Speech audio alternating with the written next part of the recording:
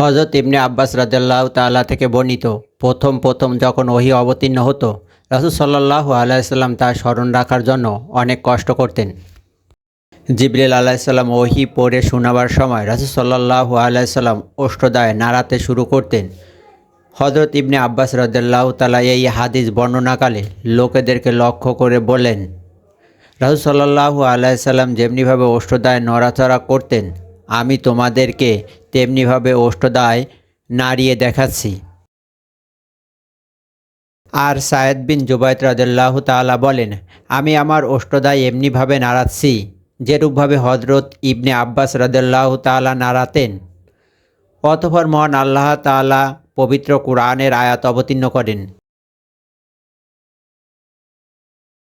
আপনি তাড়াতাড়ি মুখস্থ করার উদ্দেশ্যে আপনার ওষ্ঠদায় নাড়াবেন না। পবিত্র কুরআন আপনার অন্তরে সংরক্ষণ ও পাঠ করানোর স্বয়ং আমারই দায়িত্ব। সুতরাং যখন পবিত্র কুরআন আপনার কাছে হযরত জিবরিল আলাইহিস সালাম পাঠ করেন, তখন আপনি কেবল ধৈর্য সহকারে নিচুপে তা শ্রবণ করুন। তারপর তা বর্ণনা করবার দায়িত্ব আমার। এরপর থেকে যখনই হযরত জিবরিল আলাইহিস সালাম এর নিকট ওহী নিয়ে আসতেন, তিনি তা মনোযোগ সহকারে শ্রবণ করতেন।